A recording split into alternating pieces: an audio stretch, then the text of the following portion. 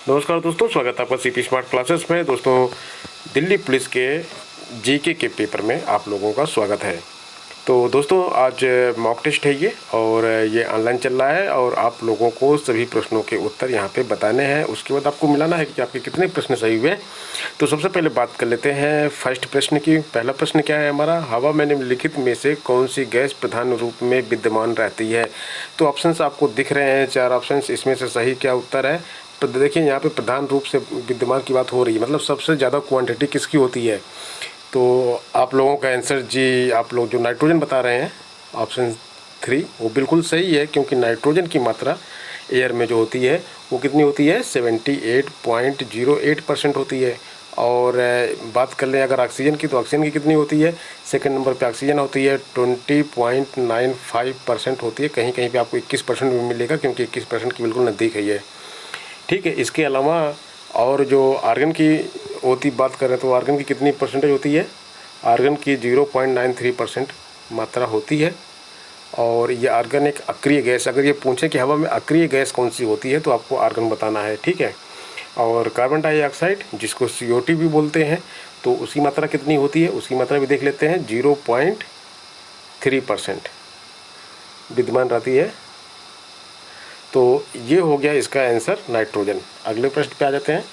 ऋग्वेद में निम्नलिखित में से किस देवता की सर्वाधिक महत्ता का वर्णन है, यानी कि कौन से देवता इनमें से ऐसे हैं जिनकी महत्ता बहुत ज़्यादा बार बताई गई है ऋग्वेद में। ऋग्वेद की बात हो रही है, तो इसमें से आपका सही उत्तर क्या है जी, आपका आंसर बिल्कुल सही है। जो लोग ऑप्शन 2 बता रहे हैं, इंद्रदेव बता रहे हैं, उनका आंसर बिल्कुल सही है। सबसे ज़्यादा महत्ता इनको प्रदान की गई है और इंद्र की स्तुति सर्वाधिक बार की गई, सबसे अधिक बार इनकी पूजा की गई है, इनका नाम सबसे अधिक बार आया है। सेकंड नंबर पे कौन आते हैं, इंद्र के बाद अग्नि आते हैं, ये नंबर 2 पे आते हैं। इंद्र के बाद अग्नि का नंबर आता है, और इंद्र के लिए 250 बार ऋग्वेद में इनका नाम लिया गया है, और अग्नि के लिए 200 बार नाम इनका लिया गया है। 250 ऋचाओं में इनका वर्णन है, और इनका 200 ऋचाओं में वर्णन है। ये ऋचा आप समझ ले रहे हैं ना, ऋग्वेद में कई ऋचाएँ हैं, ठीक है। अगले प्रश्न पाते हैं, राष्ट्रीय पुलिस अकादमी कहाँ पर स्थित है। तो राष्ट्रीय पुलिस अकादमी आपको बताना है कहाँ पर स्थित है। दिल्ली जो लोग बता रहे हैं बिल्कुल गलत बता रहे हैं। राष्ट्रीय पुलिस अकादमी जो है वो हैदराबाद में स्थित है, ठीक है दोस्तों। और इसका नाम सरदार वल्लभ भाई पटेल राष्ट्रीय पुलिस अकादमी है। सरदार वल्लभ भाई पटेल राष्ट्रीय पुलिस अकादमी है, ये भी आप लोग याद रखिए। इसके बारे में भी कभी कभी पूछा जाता है कि राष्ट्रीय पुलिस अकादमी जो हैदराबाद में है उसका नाम क्या है। इस तरह से प्रश्न पूछा जाएगा तो आपको बताना है सरदार वल्लभ भाई पटेल। और इसकी स्थापना कब हुई थी, 1948 में इसकी स्थापना हुई थी, याद रखिएगा। अगले प्रश्न पे आते हैं, निम्नलिखित में से किस भारतीय पुरातन ग्रंथ में अपराध और अपराधी का जिक्र आता है। अपराध और अपराधी, देखिए ये सभी पुराने ग्रंथ हैं, इसमें से किस में अपराध और अपराधी का जिक्र आता है। तो चारों में से आपका आंसर सही होना चाहिए, जल्दी से कमेंट कीजिए। तो जो लोग उपयुक्त सभी बोल रहे हैं, यानी कि 4 नंबर बोल रहे हैं सही है, वो बिल्कुल सही है। इन सभी में अपराध और अपराधी के बारे में बताया गया है। जो तीनों ग्रंथ दिए गए हैं। अर्थशास्त्र आपको मालूम है कि अर्थशास्त्र लेखक कौन है, चाणक्य। प्रश्न पूछा जाता है अर्थशास्त्र किसने लिखी, चाणक्य ने लिखी। और इसके बाद जो मनुस्मृति है उसके ग्रंथों में सबसे प्राचीन प्रमाणिक मानी जाती है मनुस्मृति। और न्याय मीमांसा जो है प्रतिपादक महर्षि गौतम है इसके। तो एक ये भी प्रश्न पूछा जाता है कि न्याय मीमांसा के प्रतिपादक कौन है, महर्षि गौतम है, ठीक है। अगले प्रश्न पे आते हैं, हमारे राज्य में 1090 को किस नाम से जाना जाता है। 1090 किस नाम से जाना जाता है, जल्दी से बताइए आंसर क्या है। आंसर जो लोग लखनऊ के होंगे वो बहुत जल्दी इसको बता देंगे, क्योंकि ये 1090 लखनऊ में एक चौराहे का नाम 1090 है, और इसको जाना जाता है वुमेन पावर लाइन के नाम से जाना जाता है, वुमेन पावर हेल्पलाइन। देखिए यहाँ पे वुमेन हेल्पलाइन लिखा हुआ है, ये गलत है, इसमें पावर शब्द बहुत इस्तेमाल किया जाएगा। वुमेन पावर लाइन, पावर मत भूलिएगा, यहाँ पे बच्चे कन्फ्यूज हो जाते हैं और गलत उत्तर लगा देते हैं। तो महिलाओं की सुरक्षा का काम करती है ये। 1090 चौराहा भी है, बना हुआ है, लखनऊ में है ये। अगले प्रश्न पे आते हैं दोस्तों। अगला प्रश्न है, घरेलू हिंसा से महिलाओं की सुरक्षा हेतु अधिनियम कब लागू किया गया। तो देखिए यहाँ पे कन्फ्यूजन होती है बच्चों को, बच्चे 2006 लगा देते हैं, लेकिन 2006 गलत है। अगर आप 1 बता रहे हैं तो गलत है, लेकिन आप अगर 3 बता रहे हैं तो बिल्कुल सही है। सॉरी, उल्टा हो गया। अगर आप 3 बता रहे हैं तो ये गलत है, और अगर आप 1 बता रहे हैं तो ये बिल्कुल सही है। क्योंकि देखिए अभी यहाँ पर मुझसे भी एक मिस्टेक हो गई छोटी सी, तो इस तरह से आप लोगों से भी गलती हो जाती है। घरेलू हिंसा से महिलाओं की सुरक्षा हेतु अधिनियम वर्ष 2005 में लाया गया।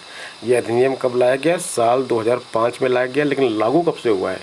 26 अक्टूबर 2006 से लागू हुआ है। तो आंसर जो हो जाएगा वो 2006 हो जाएगा, भूलिएगा नहीं, 2006 याद रखिएगा। अगला प्रश्न है, भगवान बुद्ध की 200 फीट ऊंची कांस्य प्रतिमा स्थापित करने का निर्णय लिया गया है। किस जिले में यह प्रतिमा स्थापित की जाएगी? तो यह प्रतिमा कुशीनगर में स्थापित की जाएगी। गोकुल पुरस्कार संबंधित है, गोकुल पुरस्कार किससे संबंधित है? 4 ऑप्शन दिए गए हैं, सही उत्तर बताइए आप लोग। गोकुल पुरस्कार जो है संबंधित है, जो लोग ऑप्शन 2 बता रहे हैं उनका आंसर सही है, दुग्ध उत्पादन में सहकारिता को बढ़ावा देने से। तो गोकुल पुरस्कार इसी से संबंधित है, और यह पुरस्कार प्रत्येक जिले में अधिकतम दुग्ध उत्पादन करने वाले को प्रदान किया जाता है। जिस जिले की, कोई भी जिला ले लीजिए, हर जिले में एक सबसे ज़्यादा दूध जो उत्पादन करेगा उसको यह पुरस्कार दिया जाएगा। ठीक है, और इस पुरस्कार में क्या दिया जाता है? 22,000 रुपये तथा गाय बछड़े की शील्ड दी जाती है। 22,000 रुपये दिए जाते हैं इसमें, और गाय और बछड़े की एक वो दी जाती है शील्ड। शील्ड मतलब समझ रहे हैं, ट्रॉफी टाइप की होती है, वो दी जाती है। अगला प्रश्न, भारत और पाकिस्तान के बीच ताशकंद समझौता कब हुआ? तो ताशकंद समझौता कब हुआ इसको आपको बताना है। सही उत्तर इसका जो है ऑप्शन 1 है, 1966 में ताशकंद समझौता हुआ था, और इसकी डेट क्या है? 10 जनवरी 1966 में यह समझौता हुआ था। और भारत पाक का जो युद्ध हुआ था 1965 वाला युद्ध, उसके बाद यह समझौता हुआ था। और जो ये ताशकंद कहाँ पे है इस समय? उज्बेकिस्तान में ताशकंद इस समय स्थित है। तो ये भी कभी कोई प्रश्न पूछा जाए ताशकंद कहाँ पे है, तो आपको ध्यान रखना होगा ये उज्बेकिस्तान में है। दोस्तों अगला प्रश्न हिस्ट्री से है, तो इसमें देखिए क्या लिखा हुआ है, कौन सा पुर्तगाली उपनिवेश नहीं है? देखिए नहीं शब्द पूछा गया है यहाँ पे। नहीं मैं हमेशा अपने मॉक टेस्ट में बोलता हूँ कि बहुत ध्यान से देखना होता है आपको। तो इसमें जितने भी दिए गए हैं, मुंबई, हुगली, मछलीपट्टनम और चौल, तो सही उत्तर हो जाएगा ऑप्शन 3 मछलीपट्टनम।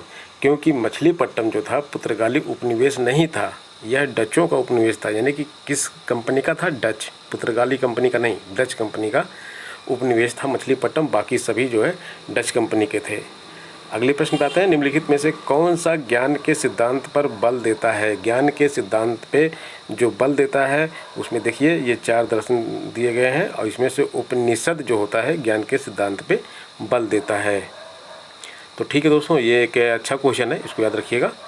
72वें क्वेश्चन पे आते हैं। अगला क्वेश्चन जो हमारा है, जम्मू और कश्मीर राज्य का वर्तमान उप मुख्यमंत्री कौन है? देखिए ये प्रश्न तो जिस समय पेपर में आया था उस समय के लिए इम्पोर्टेंट है, अभी हम इसको छोड़ देते हैं।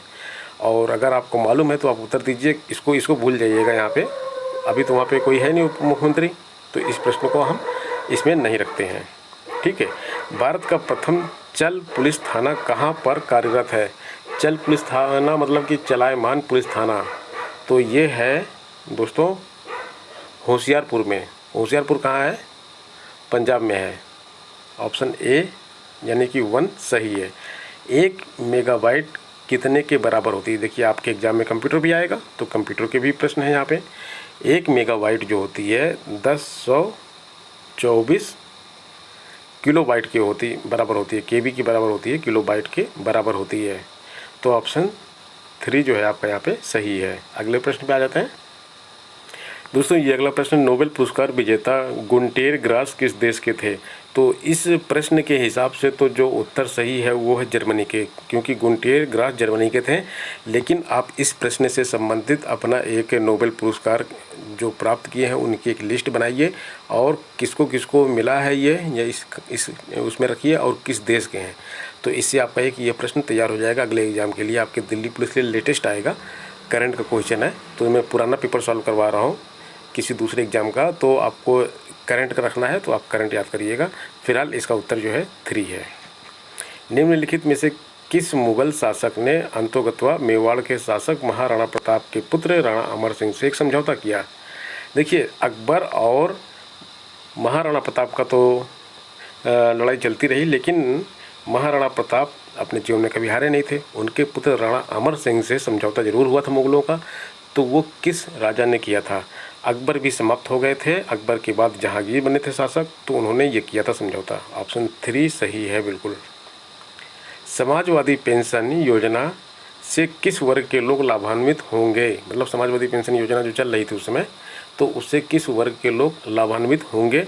तो इसमें दिया गया है सामान्य वर्ग के गरीब परिवार, अनुसूचित जनजाति तथा अन्य पिछड़ा वर्ग के गरीब परिवार, अल्पसंख्यक समुदाय के गरीब परिवार, सब मिला के गरीब परिवारों के लिए ये थी, तो सभी इससे लाभान्वित होंगे। ऑप्शन 4 इसका बिल्कुल सही है। हमारे राज्य की सरकार ने वित्तीय वर्ष 2015-16 को किस वर्ष के रूप में घोषित कर रखा है? 15-16 वर्ष को किस वर्ष के रूप में घोषित किया गया था? तो इसको जो घोषित किया गया था, इसको किसान वर्ष के रूप में घोषित किया गया था उस समय, तो इसका ये उत्तर सही होगा। दोस्तों, गरीबी हटाओ का नारा किस पंचवर्षीय योजना काल में दिया गया? बहुत ही इंपॉर्टेंट प्रश्न है, बहुत सारे एग्जामों में ये प्रश्न पूछा गया है, तो ये जिसको नहीं आएगा उसको यहाँ पे याद करना बहुत ज़रूरी है। गरीबी हटाओ का नारा जो है छठी पंचवर्षीय योजना में दिया गया था, और छठी पंचवर्षीय योजना का कार्यकाल कितना था? 1980 से 85 कार्यकाल था, और निवेश मॉडल पर यह योजना आधारित थी, और पहली बार जो गरीबों के ऊपर ध्यान दिया गया था वो किस परियोजना में दिया गया था? तो उसका उत्तर हो जाएगा 5वीं। लेकिन इस प्रश्न में पूछा गया था नारा किस में दिया गया था, तो नारा छठी में दिया गया था, लेकिन गरीबों के ऊपर ध्यान कब दिया गया था? वो 5वीं में दिया गया था। अब देखिए, यहाँ से आपको मेल करना है, अगले प्रश्न में मैचिंग करनी है। तो कावेरी नदी कहाँ पर जाती है? सबसे पहले देखिए, कावेरी नदी ब्रह्मगिरी पर्वत से निकलती है, तो ब्रह्मगिरी पर्वत इसमें दिया है, और नहीं दिया ना, तो यही उत्तर इसका सही है, क्योंकि सुमेलित नहीं है ये पूछा है। बाकी सब तो सुमेलित है। ताप्ती तो बैतूल से के पठार से निकलती है, सोन नदी पेंड्रा के पठार से निकलती है, गोदावरी त्रिंबक के पठार से निकलती है। त्रिंबक कहाँ है? महाराष्ट्र में है। तो कावेरी नदी जो होती है वो मैसूर से नहीं निकलती है, मैसूर के पठार। कावेरी नदी ब्रह्मगिरी पर्वत से निकलती है, तो इसका आपका उत्तर जो हो जाएगा 1 सही हो जाएगा। तो दोस्तों, ये था आज का हमारा मॉक टेस्ट। इस तरह का मॉक टेस्ट आपको हमारे चैनल पे मिलते रहते हैं। तो आपके कितने प्रश्न सही हुए कमेंट बॉक्स में कमेंट जरूर कीजिएगा। मिलते हैं नेक्स्ट वीडियो में एक नए मॉक टेस्ट के साथ। धन्यवाद।